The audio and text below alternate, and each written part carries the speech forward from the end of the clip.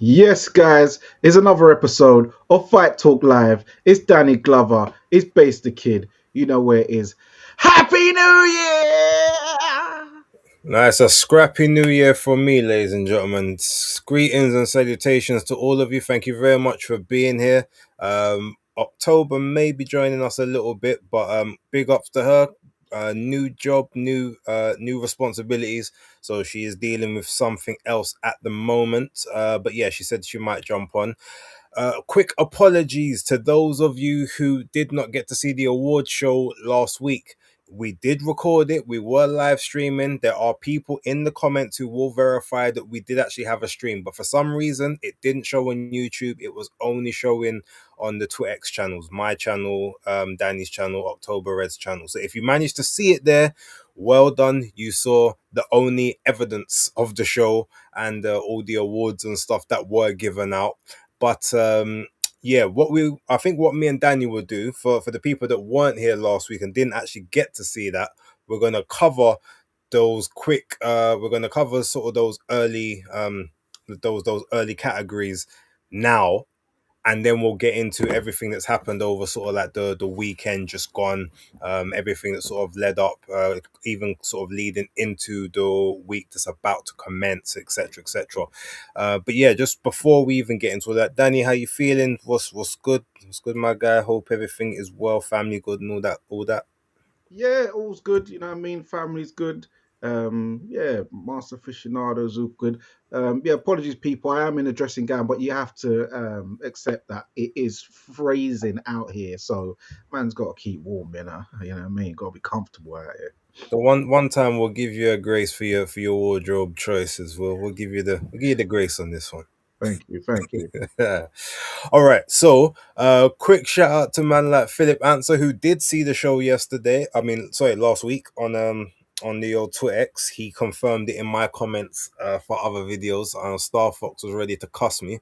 But Philip was he was back in the cause. He said no. They did have the show. Man like Ra Holcomb in the building as well. Scrappy New Year to you, Ra. Appreciate you. And man like Dan, the hardest working guy in SC15, or hardest working guy on Twitex, I should say. To be fair, he's active. And then man like Skyline and the editor, shout out to you, missed the awards, man. I was away. Don't worry, we're gonna do a recap for you now. We're gonna spend like 15 minutes, quick recap. So that's all the comments we're gonna get to for the moment. Any other big ones that sort of that come in, we'll address those. But we'll do the awards quickly now. So right, what we'll do, Danny, Mhm. is I can't remember the exact order that we went in last week, so we're just going to kind of go in a general flow. So we'll start off with this one. So we'll start off with the prospect of the year Mhm. for 2025. Who was your prospect of the year? Either men's, women's, or just one or the other, however you did it.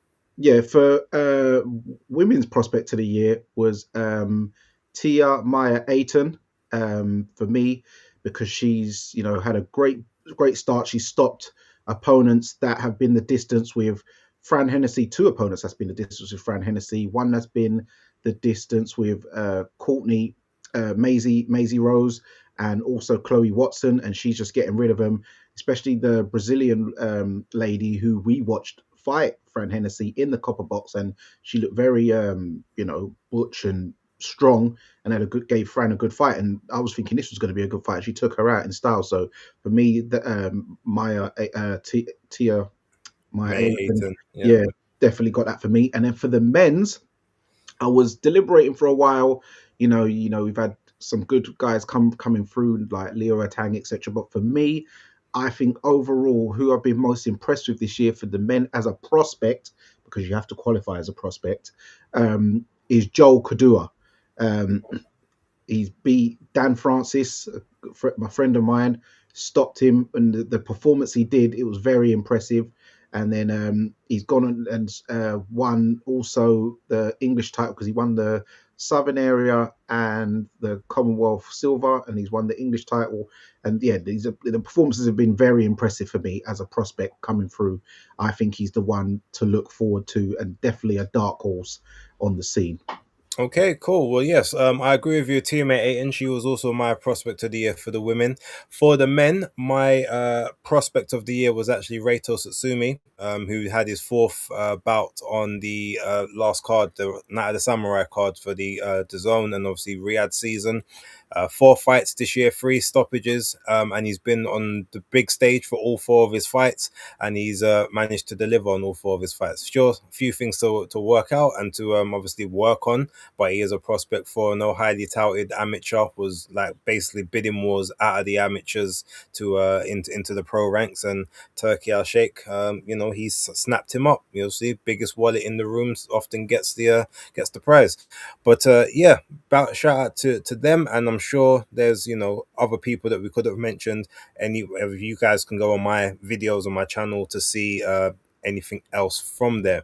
Now, all right, so every prospect needs a good trainer. So, in your mind, who was the trainer of the year for 2025, Danny? For 2025, prospect of the year. Fun, No, I know. trainer. Sorry, trainer of the year. For I'm going to give it to Tony Sims because I've liked the way he's developed. Funny, two middleweights in George Liddard and Jimmy Sains, both coming through.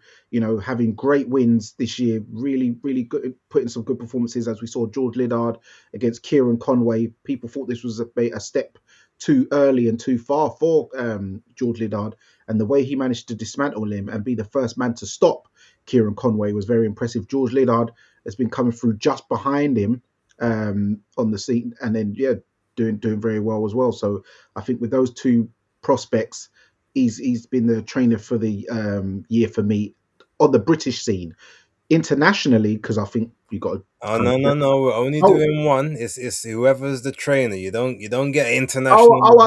oh, okay. I didn't know we was just doing ones. No, we come on. We got to speed it up. So it's Okay, like whoever you think deserves it overall. yeah, It's not Tony just Sims. Tony yeah. Sims for me. Okay, right. So mine, everyone who I didn't have a video on this one, so I was happy to talk about it last week. My trainer of the year was Shingo Inoue. He coached his son Noya to 4 Ring Magazine title victories this year, which is tying Larry Holmes since 1984. First time it's been done since then, which is an accomplishment. He also got his other son Takuma Inoue a world title. I believe it was the WBO championship against Tenshin Nasukawa, who was one of the most famous kickboxing champions, undefeated. The only person who's obviously beaten prior to Takuma Inoue was Floyd Mayweather in their exhibition bout that they had.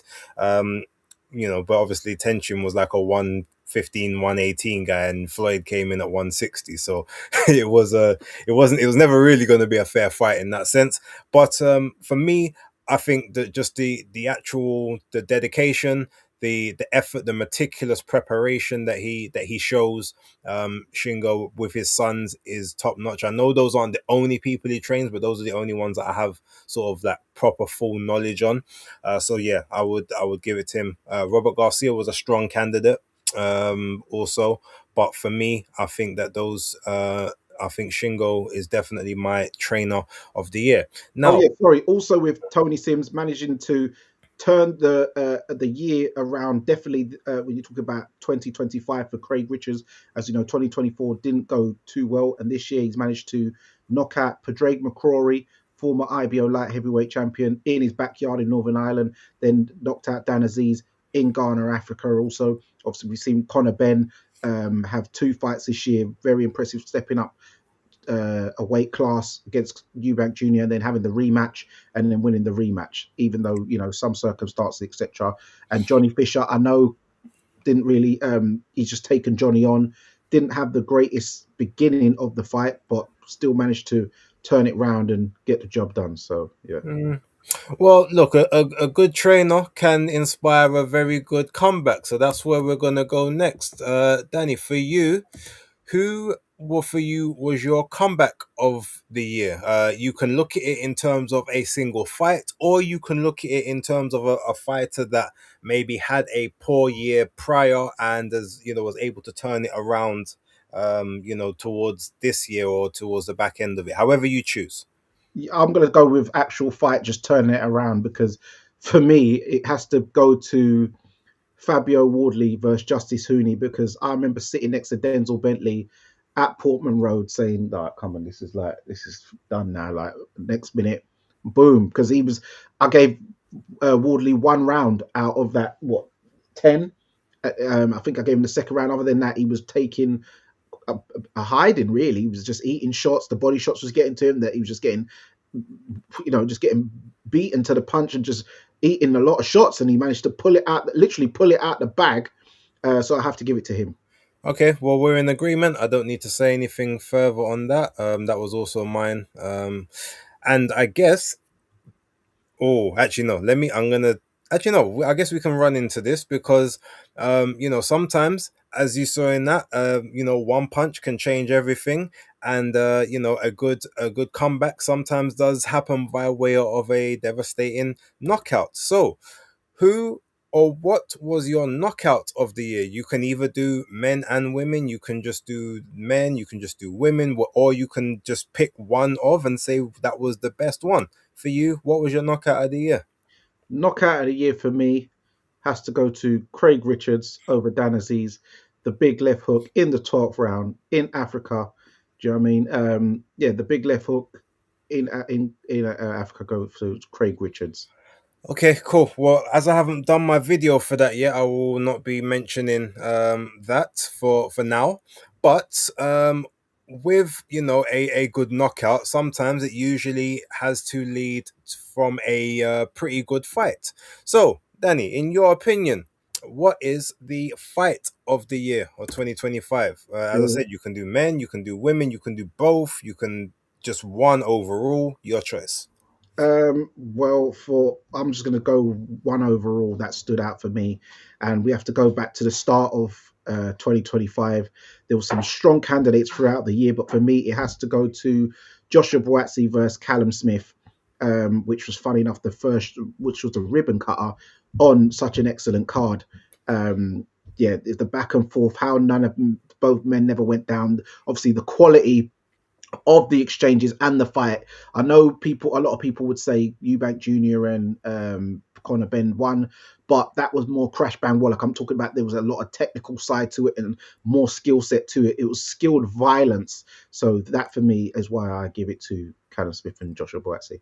Okay, fair enough. And I won't disagree with you. That was also mine. If you guys watch the videos, make sure you do. Okay. And a good fight, obviously, sometimes has to be, it has to be on a very good platform for people to be able to see it, for people to be able to take it in and understand exactly what is going on. So, with that being said, who was your broadcaster of the year for 2025? Broadcaster of the year. Um, I don't think there was much competition for me. I would give it to DAZN. Um, they've got a really good stronghold now with a lot of promoters um, promoting their shows on their channel. So I'd have to give it to DAZN. Okay, well, this is one that we actually differ in because my broadcaster of the year, and so was October Reds, it's Netflix. Netflix have put on the three biggest cards of the year in terms of numbers, in terms of metrics. Yes, it's a different playing field because their subscriber base is crazy. But when you look at the cards and the events that they put on, they took over the game and they made all casuals interested in what they were doing. Whereas the zone, even like their best cards this year weren't necessarily casual cards. The Netflix cards, look, you had Jake Paul versus Anthony Joshua to end the show, turned Anthony Joshua into a global megastar, even though he was a world megastar, but now he's global with the Americans now finally taking interest, especially the women.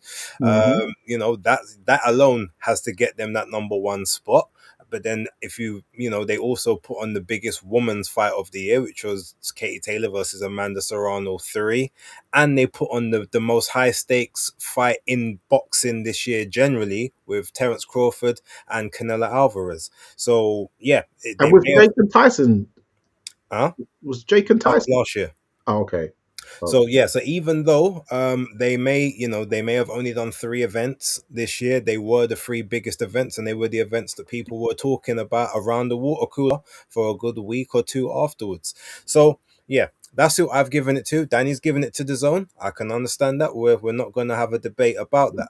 However, a good broadcaster, they need someone that can kind of talk up their events and talk up what is going on. So in that case, you need a strong promoter. So Danny, for 2025, who was your promoter of the year? Promoter of the year, I would say, goes to Frank Warren for me. Okay. Yeah. Any reason? Um, he's put on the best quality shows for me overall. He's had the high drama. You know, he's talked very well. He's You had a know, lot of pay-per-view shows this year, or last year, I should say. yeah, maybe that's got him talking more because he has to sell them. Um, but yeah, I think yeah, he's been the best promoter for me. Okay, that's interesting. I mean, I definitely wouldn't have gone that way personally. I do feel as if he's maybe been a little bit stagnant with his heavyweights. But you know, I understand. However, for me, no promoter of the year for me. Without a shadow of a doubt, there was no. You know, I didn't really feel like there was any discussion in this. I know a lot of people that said Eddie Hearn. I said it was Jake Paul, Nikisa Badarian, MVP. Again, put on two of the most viewed shows this year with Katie Taylor, Amanda Serrano 3, the trilogy. Obviously, Jake Paul, Anthony Joshua done something that no other, that no one else has been able to do thus far, which is make Anthony Joshua a worldwide, global megastar. And also, if you look at their events that they have on the zone as well, they may have only put on 12, they put on their most valuable prospects cards.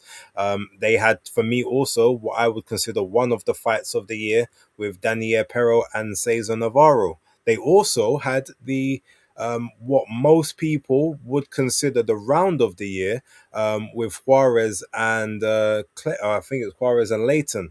That crazy first round war where where both guys ended up getting slept at one point or another. Juarez gets knocked down brutally within the first minute, and then manages to avoid the referees stopping the fight, coming back and then knocking down Leighton 3 times, to then be stopped right at the end, just before the bell rings for the end of the first round.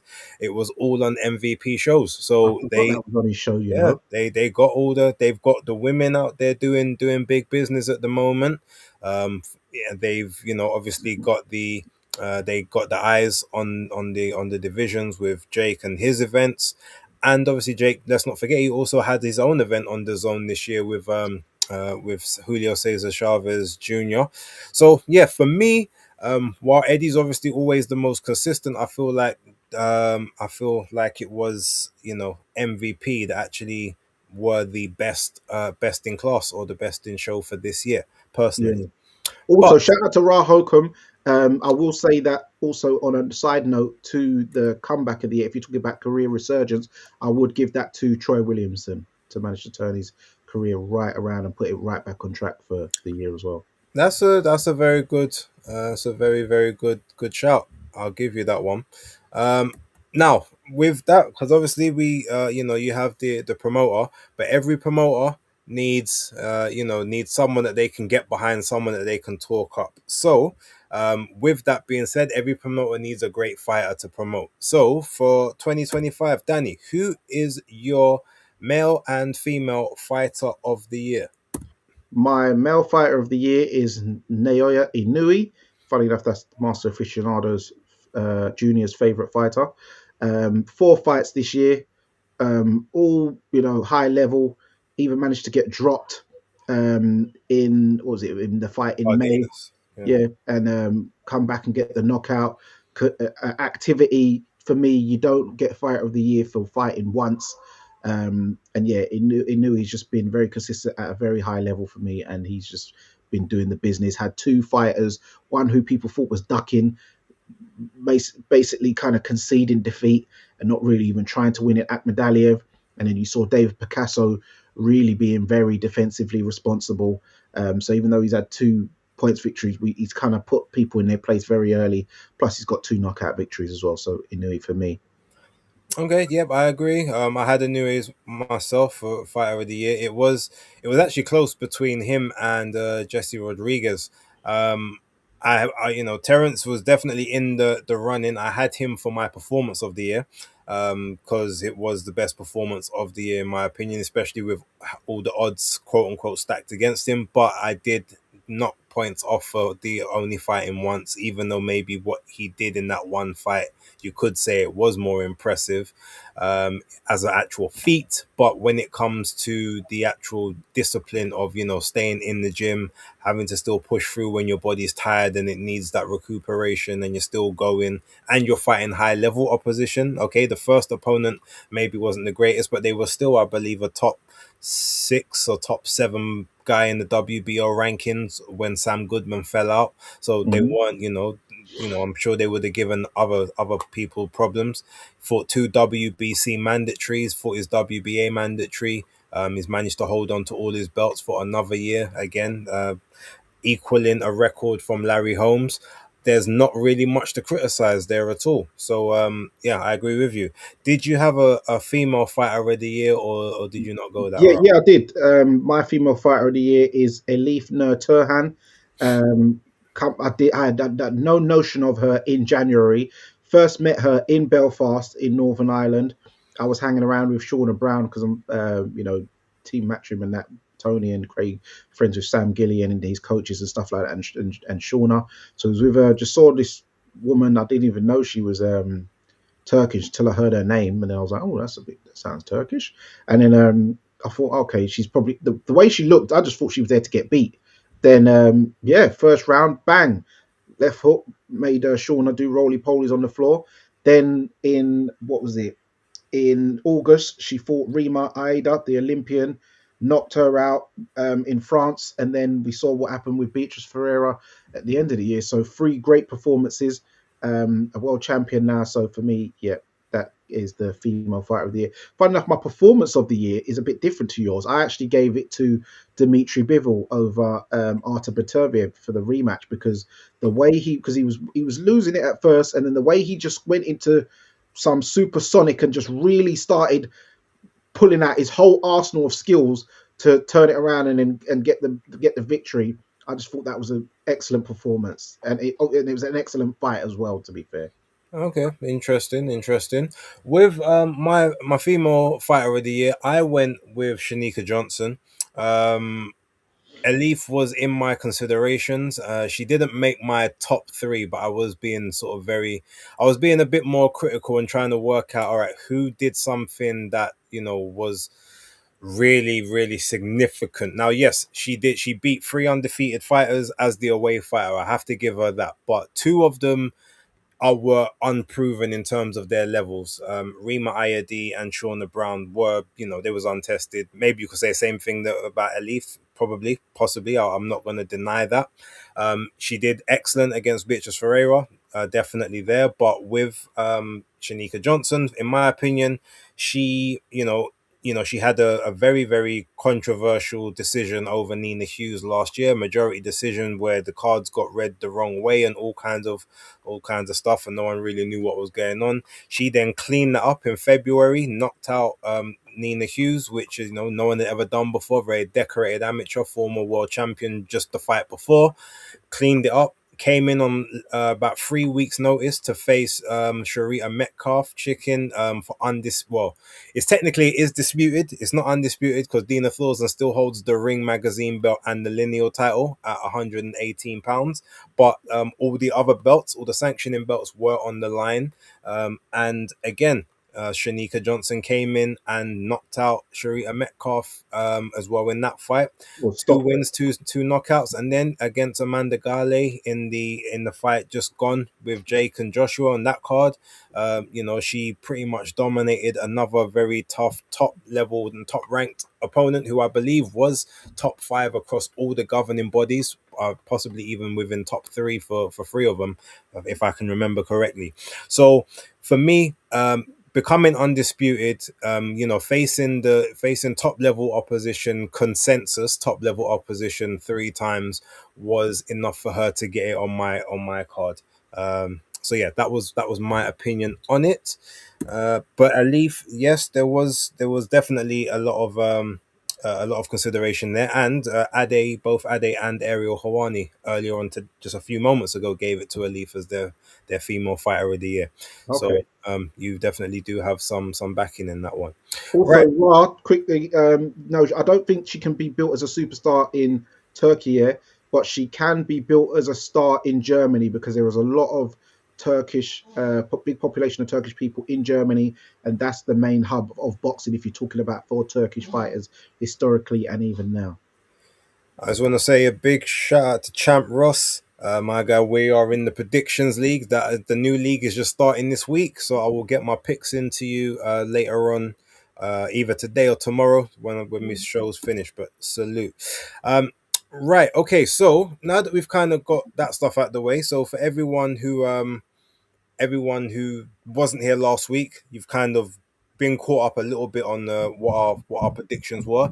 If you again, I've got all the videos up on my channel. If you want to see who my runner ups were, if you want to see who I maybe I had in third spot or like my fourths and fifths in certain people, or who was in the running, all the videos are there. They're all about 11, 12 minutes apart from one, which I think is maybe 18. So yeah, feel free to check those. Now, Danny, let's talk a little bit about well, actually, let's not talk about the card itself, but the main event, right? You had Mhm. Amanda Serrano, who's been very high on the 10 threes or the 12 threes as well, fighting the same as the men, trying to do the equality thing, and she fought Reina Teles this week as a last minute replacement, 2-3 weeks out from she had Erica Cruz. They wanted to do the rematch there. Erica had an atypical finding in her test. Obviously, she did fail a VADA test. I think it was in 2023, which I'm not sure what happened with that one. However, just for clarification for anyone who was interested in that situation, she actually her tests, all of the tests for those VADA tests actually came back negative. There were no positive tests there. There was one obviously atypical where something was a little bit high. They retested it, or they checked the other samples and they did further testing around, and they did all the previous ones and everything came back negative. So she had been, basically complaining and, not so much slandering, but almost being very, very angry at the fact that she was removed from the bout. But it is what it was. That her loss became Reina Teles' gain. Reina Teles had never even done a 10 rounder prior to that, let alone doing 3-minute rounds. And Amanda Serrano, for all the vaunted power that she's supposed to have, and now being back at the weight class that she says is her weight class, is where she feels the best, and she's happy that she's cutting weight again and not having to eat herself up to 140, was not able to get the stoppage on Reina, who was visibly gassed from about the fifth round on, but showed a tremendous heart and will. Danny, did you watch the fight? And if so, sort of what were your opinions? And considering that Amanda says that she wants to break Christy Martin's knockout record, and there was something else I think she said she wanted to do before she retired, that's now put her back an extra fight because she needs one more to tie and then another one to exceed. Mhm. What did you think of the fight if you watched it? Yeah, no, I watched it. Um, for me, so I saw that the Reina, she came in a little bit overweight, but she only had 2 weeks' notice, so we're not gonna, throw any blame on her for that. Um, but yeah, I think that Amanda Serrano, I don't know, for me, she's starting to possibly look a bit old in there, because and she's standing very upright, and Teles, she was coming in low. She landed some good catch counters, good jab. She managed to sort of swell up Amanda's eye quite badly, and she's had a good skill set for me from what I was watching of the fight. Yes, she didn't really have the energy reserves, but it'd have been interesting to see how that fight would have played out had she have had a full camp. And I've never even seen that Teles fight before, so that was a good showing by her. Amanda looked a bit slow. She was kind of falling a bit, just standing a bit too upright. didn't look like there was any real power in her shots. So I just think maybe she's getting a bit. Oh, what is she like? 37 now? Yeah. Yeah, so yeah, maybe, and she's had a lot of fights as well. So I know some women can go on a bit longer, but she has had a very long career, so it might get a bit hard for her to break Christy Martin's record. Yeah, if she goes and gets a couple of cans, she could do it, but I don't think people are really looking for that. I don't think Amanda wants to do it that way either. But yeah, it looked like a tough fight for her on a fight that wasn't meant to be that tough on paper. Yeah. Well, what I will say though, shout out to her. She is still campaigning. She is elevating the women as best she can. Again, you can't go on forever, as we know. And I guess the biggest issue with Amanda is she's very much a type of fighter. Which, don't get me wrong, it makes for great fights, and you love to see it. But she's very much. I just believe that I'm going to be able to overpower you, be stronger than you, and be able to throw more punches. But she has almost no defense. Hmm. It's actually concerning the amount that she gets hit because, like most of the time, it's very rare that you will even see her try to put up a high guard. Like Raina Teller's actually had that high guard up quite a bit in the fight when she was throwing. Amanda's arms were always like down. One's always like right by her waist, and the other one's like maybe by a breastplate. Like she just never has anything, and then there's no head movement. So what are you really using to block the shots? Are you just hoping, all right, well, I'll take one to land one, which ultimately works until it doesn't. So she needs to. I mean, I was about to say she needs to sort of tighten that up, but let's be honest. Like you said, she's on her way out. Is Too she's late for maybe that. got two or three fights left. I doubt she's going to change anything now. How Like, many fights she had? She's had over 40, right? yeah, she's had. I think she's had 53 because I think she's Yeah, 48, 4-1 right yeah. now. And the thing is, even Tellers, I've sort of visibly hurt Amanda a couple of times because she seemed pretty heavy-handed. That Tellers. So yeah, I saw her snapping her head back. Seem a couple of shots seemed to hurt Amanda. But yeah, you ain't gonna tighten up the defense. But yeah, it is what it is with her now. I hear it. I hear it. All right, so let's look a real quick one regarding the comeback, the unretirement that no one was surprised to hear about, and the time. Normally, I would be very critical and skeptical of the timing. On this particular occasion, there's probably a lot of reason that you could be very critical and skeptical of it, but I think it was always kind of planned to be in and around this time to set up whatever's going to take place. Although, again, if anyone did want to criticize the timing, I wouldn't blame you because it does look a little bit suspect. But Tyson Fury is back supposedly out of retirement after a year and a bit out of the ring. Says they will be fighting soon. We don't know who. There's been sparring footage of him and Kevin Lorena that surfaced.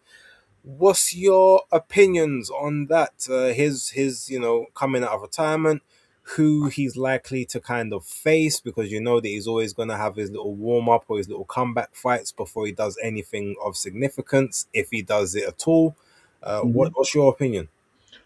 Yeah, he did, to be fair, he did announce kind of unofficially or maybe officially that he was coming back before the incident, the other incident. You know what I'm saying? So it weren't like he's just done it on some unsavory timing. To be fair, so there's no foul play there.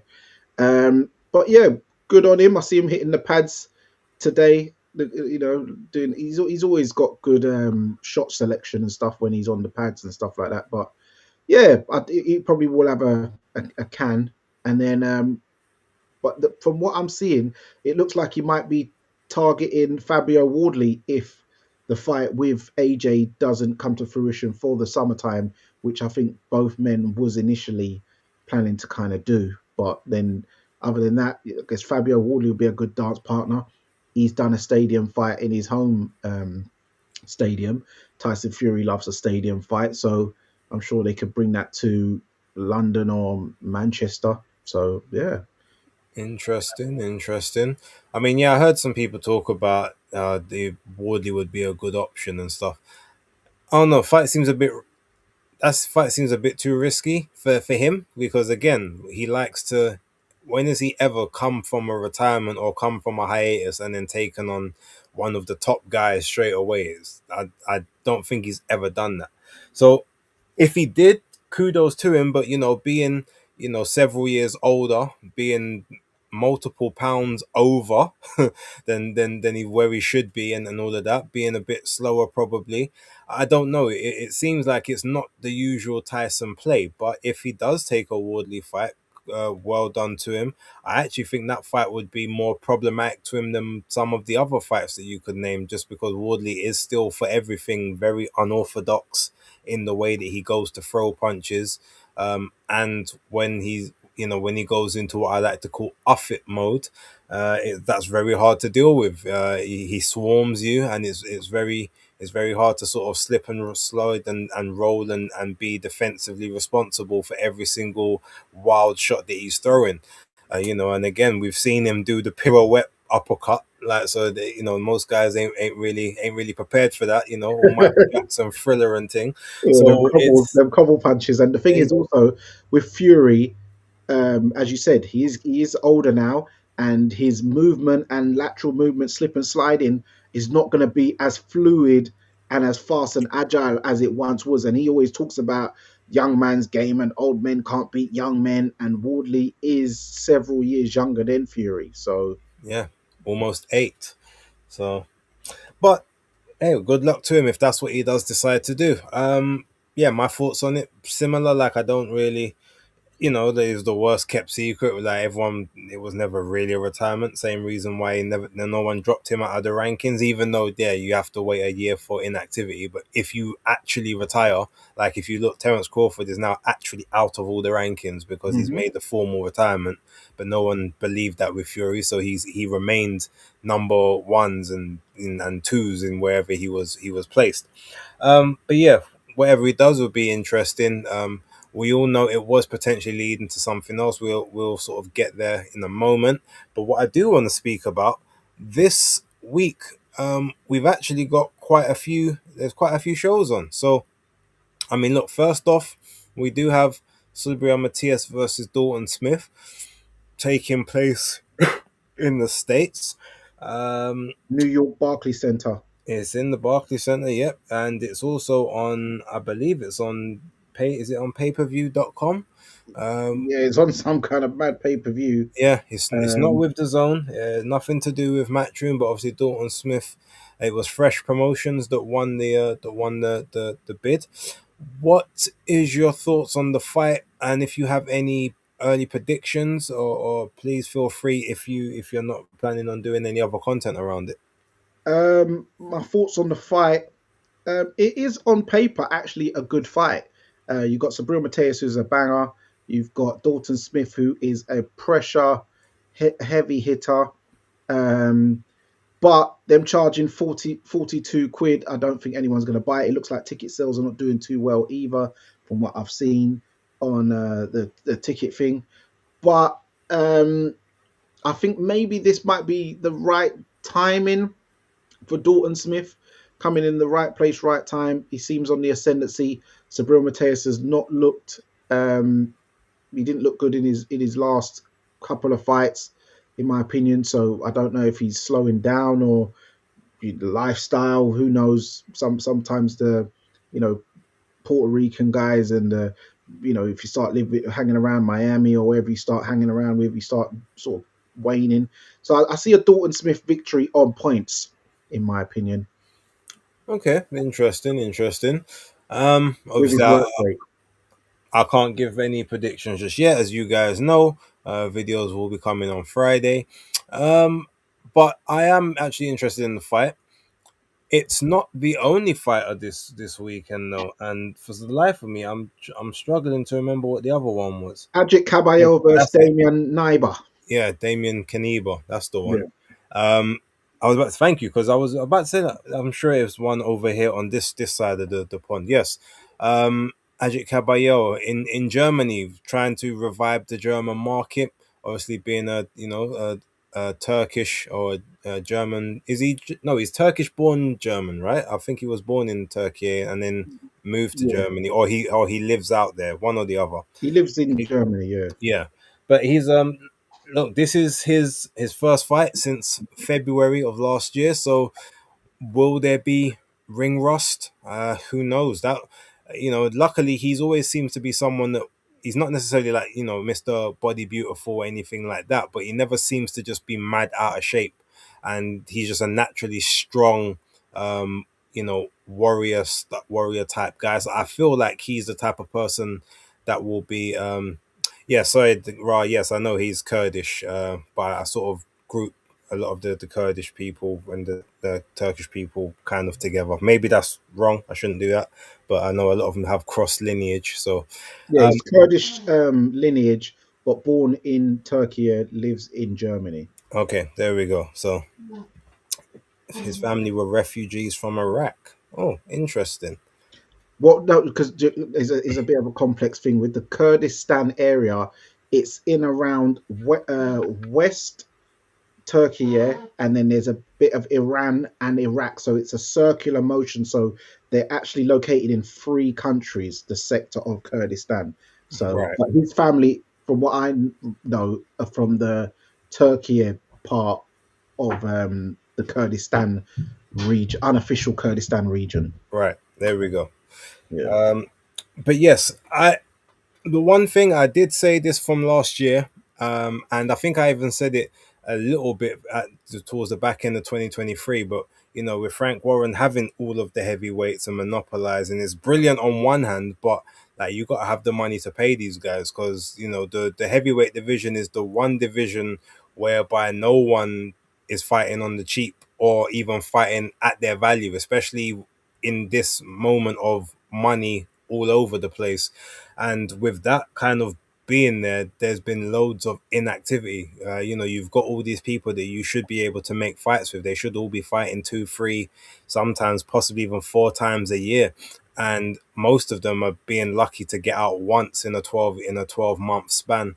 You the Joseph Parkers and that were you struggling for dates prior to that. He fought once in 2023 after having five fights of activity in 2022 when he wasn't on necessarily the Queensbury roster and well, it was five times in a 16-month span, I believe.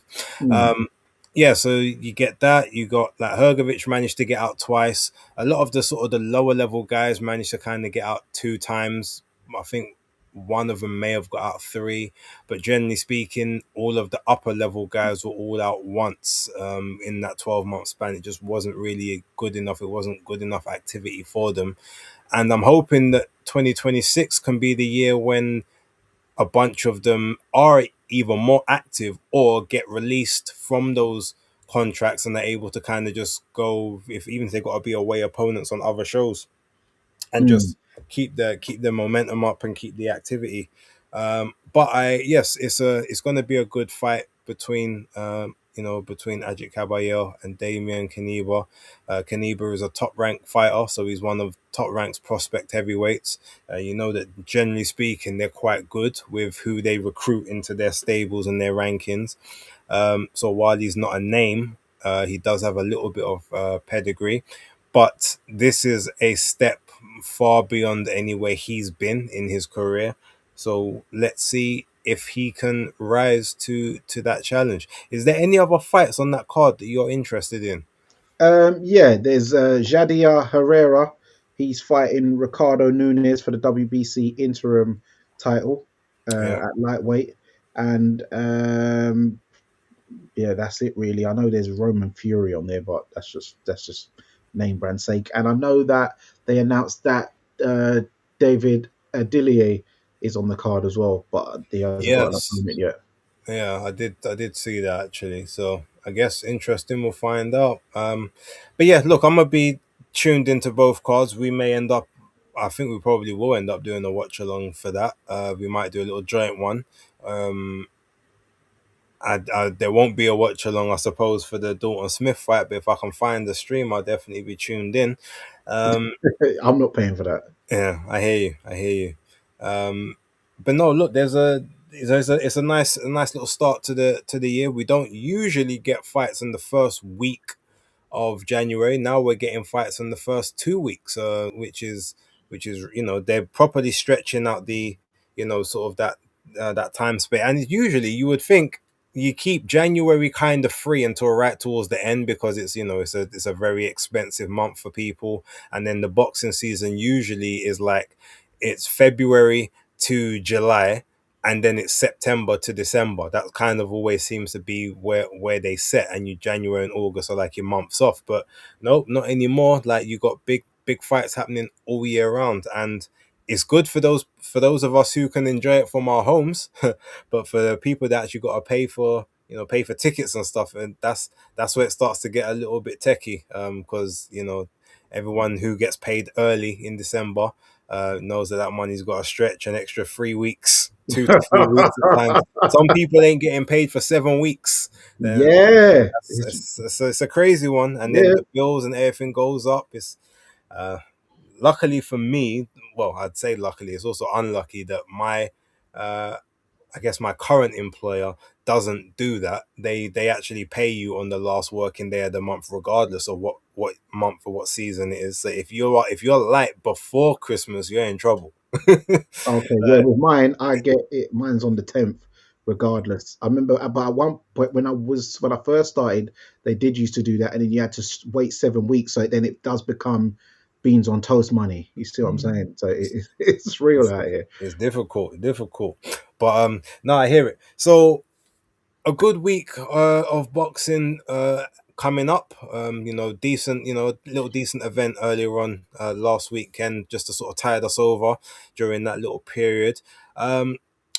We've seen, obviously, we will not kind of speak about the Joshua and the stuff that happened there. We all saw that. We kind of addressed it a little bit last week just to give well wishes. However, we only kind of highlighted that to say, obviously, he is now fortunately back safe and sound in the UK. He has posted up so that we do know he's well. Luckily, there's no visible visible injuries or anything that seems to be of an adverse nature. His two compatriots did have their funerals earlier. I think it was yesterday, actually. No, Which Sunday. was it, Sunday? Yeah. And that's quite that's very quick. It's a quick turnaround for most communities of color. You don't normally have funerals that quick. I know in Ireland they normally bury um their loved ones within 3 days of them passing, which is amazing personally, because we obviously got 9 nights and then all that sort of stuff. So more time than not, sometimes people ain't getting buried until like a month, 2 months later, sometimes even 3 months after they've passed. But Yeah. yeah, It's they a Muslim culture thing where they normally will bury them as quick as possible. I know in okay. places like Turkey and Northern Cyprus, you can be buried on the same day um, that you pass. So yeah, they try to do it as quick as possible. So I think with the Muslim community, that's why it was so quick. Okay, that fair enough. That makes sense. They must work similar to, like I said, the how the Irish people operate, and it's yeah.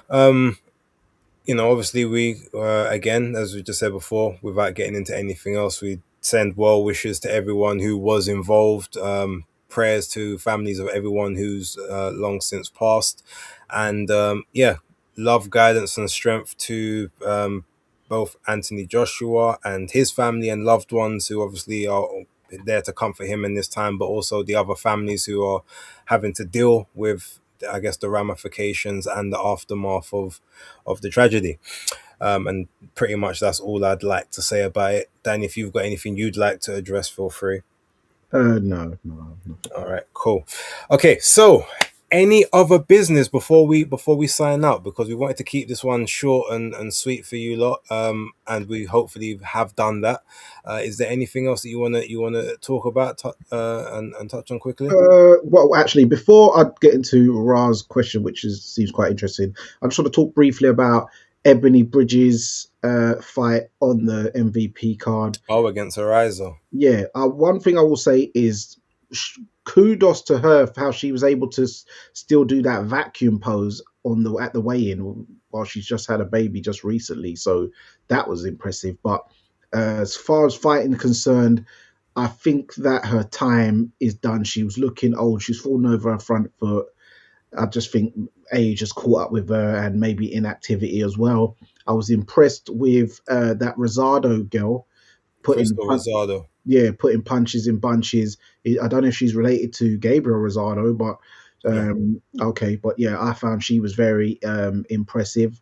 The Holly Holmes, Stephanie Han was a bit of a anticlimax, obviously with the head clash. But the hand for me was winning that fight. But more, she won that fight actually on technical decision. So yeah, Holly Holm making a comeback to boxing after we had him in a real boxing career and a former world champion in boxing. I don't know why she decided to come back. Maybe the paper, but yeah, she might need to leave it because Well, I mean, Stephanie Han it said that she's happy to do the rematch. She wants to do the rematch. Obviously, like, clean it up. She wasn't really happy herself with the way it was ended. Especially, I guess maybe when you was clearly winning so many of the rounds, you can be happy to say, yeah, let's run it back.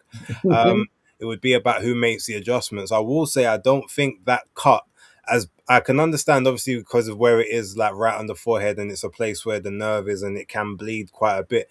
It wasn't that bad. I don't no, it think weren't. it's necessary to stop the fight on that. There's been worse cuts, even in the women's fights.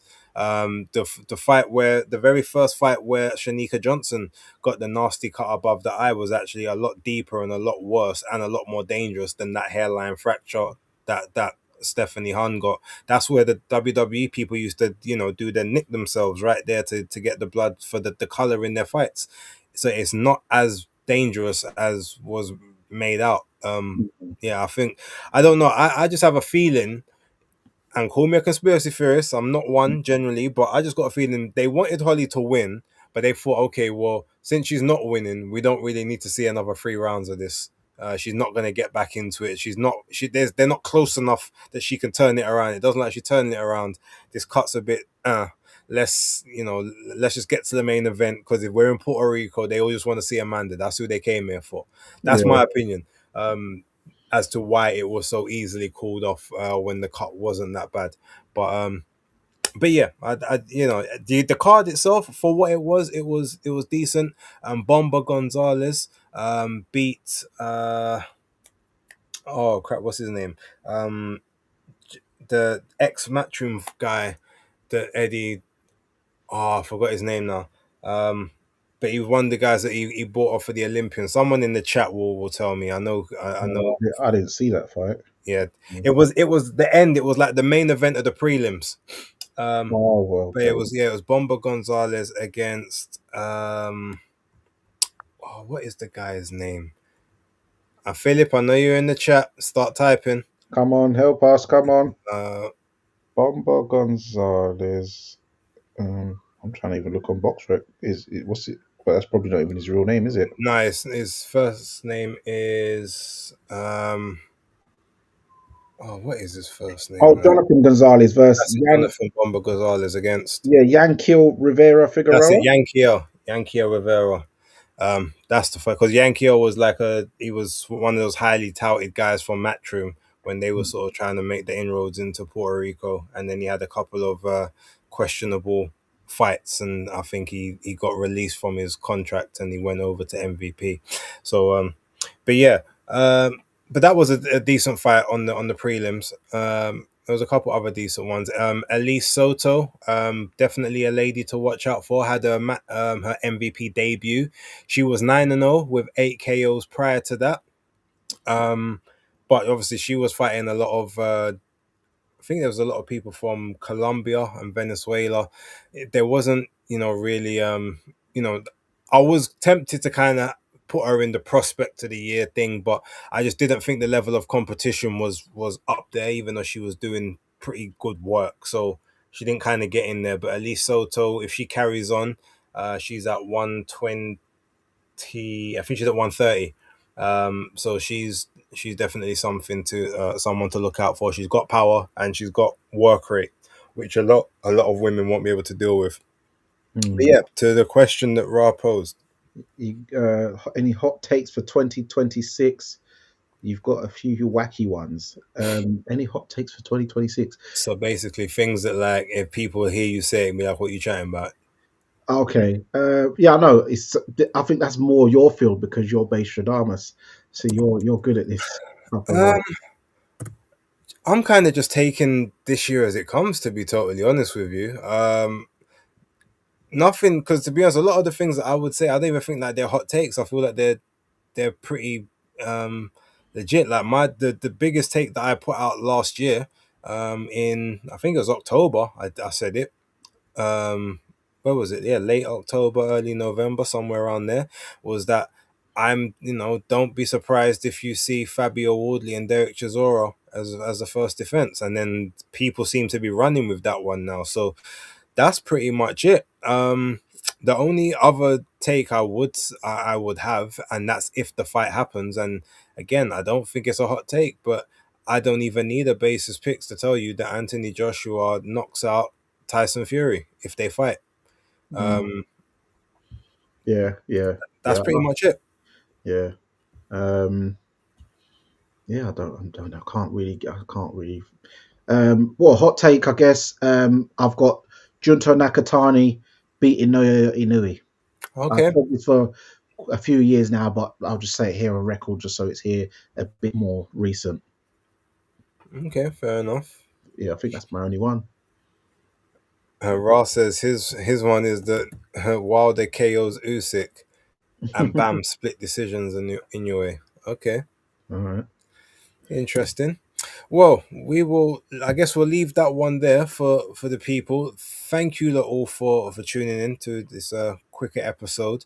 Um, and he says he also, yeah, AJ KO's Fury. Then we get Wilder AJ finally. So after Usyk had his way with him in the ring, then then AJ picks out the scraps. Of course, that's if he does carry on, and we'll see what happens with that. Danny, anything you want to say before we shoot off? Oh, just thank you for everyone for tuning and rocking with us at Fight Talk Live. Much appreciated. Thank you for joining us for the first show of the year. Shout out to October Red. She will be with us next week, for sure. So yeah, just be sure to subscribe to her channels. Be sure to subscribe to Base the Kid at the Hardcore Casual and B_A_S_E on Twittex, and yeah, Fight Fan TV, Fight Talk Live. Subscribe to it all, and yeah, see you next time. All right. So yeah, peace out, people. I know Danny likes to normally do his little sign off, but we're doing it a bit different this week. I'm signing us off because he's a little bit rusty. He's gonna get back into ring shape for next week when there's more of us here. But no, enjoy the rest of the week. Don't forget Capricorns are the best. That's undisputed, and we will catch you on the next one. So yeah, be safe, be well, eat good. That's the main thing, especially this month. You can't really do much in January, but eat good, and don't blow any of your New Year's resolutions yet, because I know how some of you stay. Peace.